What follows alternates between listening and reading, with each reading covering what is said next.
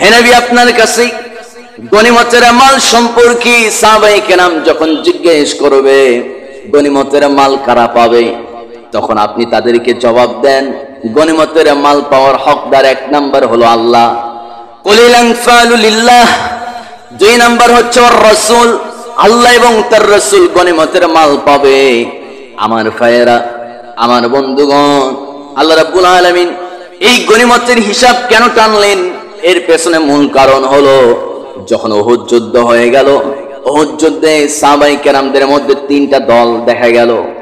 একটা দল বলতেছে, হে আমাদের নবী, হে আল্লাহর নবী, আমরা মূলত পাহাড়ের পাদদেশে 50 জন আমরা প্রহরী, আমরা পাহাড়ে অবস্থান করেছিলাম, যদি আমরা সেই জায়গায় না থাকতাম তাহলে পেছন থেকে শত্রু দল আমাদেরকে আক্রমণ করে শেষ করে দিত, যুদ্ধ আমরা বিজয়ী হতে পারতাম না। আরেক শ্রেণী বলছি, ইয়া রাসূলুল্লাহ, আমরা শত্রুদের সামনাসামনি যুদ্ধ করে তাদেরকে পিছু হটতে বাধ্য করেছি, সুতরাং গনিমতের মাল পাবো আমরা। আরেক শ্রেণী বলছে, আমরা গনিমতের মাল পাবো কারণ আল্লাহর নবীর নিরাপত্তার দায়িত্ব কেবলমাত্র আমরাই পালন করেছি।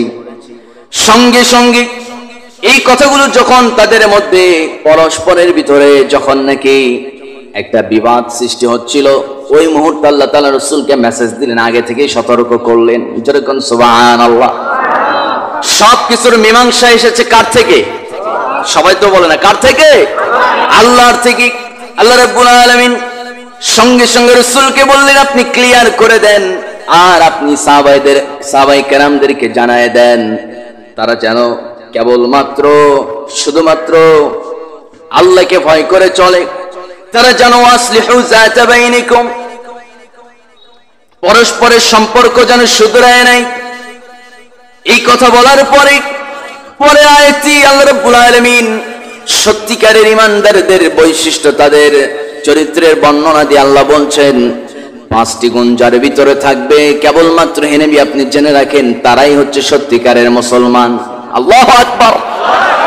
এখন এই 5টা গুণ, 5টা বৈশিষ্ট্য আমার মধ্যে আছে না নাই জানার দরকার আছে না? আছে না নাই? জানতে হবে। যারা চলে যাচ্ছেন মনে হয় মুসলমান হওয়ার দরকার নাই, ওঠে কেন? প্রাকৃতিক কল আসছে। সম্মানিত ভাইয়া, তাহলে মূল বিষয় হচ্ছে 5টি গুণ মুসলিম হিসাবে অবশ্যই আমার ভিতরে থাকতে হবে। এই কথা কার? একজনে চুপ থাকবেন, এই কথা কার? আল্লাহ তাআলা। কষ্ট হচ্ছে নাকি আপনাদের? আমার ভাইয়া, 1 নাম্বার গুণ কি আল্লাহ বলছেন, ইন্নামাল মুমিনুনা আল্লাযীনা ইযা যুকিরাল্লাহ ওয়াজিলাত কুলুবুহুম ওয়া ইযা তুলিয়াত আলাইহিম আয়াতুহু সাদাতুহুম ঈমানান ওয়া আলা রাব্বিহিম ইয়াতাওয়াক্কালুন। জোরে বলুন আল্লাহু আকবার। ঈমানদারদেরকে ডাক দিয়ে আল্লাহ রাব্বুল আলামিন দারুণ সুন্দর করে বলছেন, ও ঈমানদাররা শোনো, সত্যিকারের ঈমানদার তুমি হতে পেরেছো নাকি হতে পারো নাই এটা বোঝার জন্য কোনো কিছুর দরকার নাই। যখন যেই জায়গায় কোরআন থেকে আলোচনা হবে ওই আলোচনায় তুমি উপস্থিত থাকবি, আর উপস্থিত থাকার পর যখন তোমার সামনে কোরআন থেকে তেলাওয়াত করা হবে অটোমেটিক তুমি বুঝে নেবে তুমি ঈমানদার আছো না নাই, তুমি প্রকৃত ঈমানদার হতে পেরেছো কি পারো নাই। বুঝবে কেমনি? যখন তেলাওয়াত হবে ঈমানদারের কলিজার ভিতরে কম্পন সৃষ্টি হবে। কার কথা? আসতে বলবেন না, কার কথা? আল্লাহ বলছেন, যখন কোরআনের আয়াত তেলাওয়াত হবে কোরআনের কথাগুলো শোনার সঙ্গে সঙ্গে ঈমানদারদের কলিজার ভিতরে কম্পন সৃষ্টি হয়ে যাবে, কলিজা কেঁপে উঠবে, গায়ের লোমগুলো দাঁড়িয়ে যাবে। কোরআনের আয়াত তেলাওয়াত শেষ হওয়ার সঙ্গে সঙ্গে ওই মুহূর্তে ওই বান্দা চুপ থাকতে পারবে না, আল্লাহর দেওয়া জিহ্বা দিয়া আল্লাহর নাম উচ্চ স্বরে নিতে থাকে।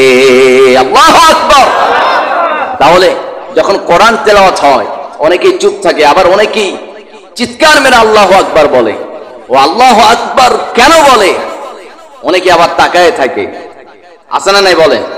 কিন্তু সত্যিকারের ইমানদার ও তাকাতেই করবে না। কোরআন তেলাওয়াত শেষ, এতটাই ধ্যানে মগ্ন হয়, তেলাওয়াত শোনে, শোনার সঙ্গে সঙ্গে তার জিহ্বা থেকে আল্লাহর নাম উচ্চ স্বরে উচ্চারিত হয়। সুবহানাল্লাহ পড়ে। সম্মানিত ভাইয়েরা, সম্মানিত বন্ধুগণ, তাহলে আমি যখন তেলাওয়াত করব, আমি হই আর যে কেউ হোক, কোরআন থেকে যদি তেলাওয়াত করে, সঙ্গে সঙ্গে আমরা নাম নেব কার? সবাই একটু উচ্চ স্বরে বলেন তো আল্লাহু আকবার। আরেকটা বার বলেন আল্লাহু আকবার। সম্মানিত ভাইয়েরা, আল্লাহর নাম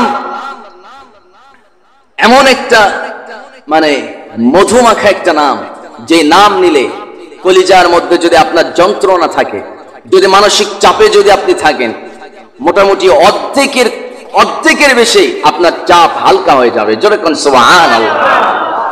এই বরকতটা কার? এই বরকতটা কার? আল্লাহ তাআলা।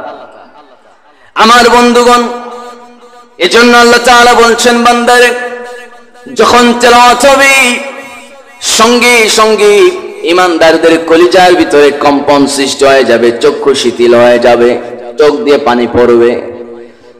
আমার ফের অন্যদিকে আবার এর উল্টা বিষয়টা আবার চিন্তা করেন, যারা ইমানদার নয় বরঞ্চ যারা মুসলমানের দুশমন, ইসলামের যারা দুশমন,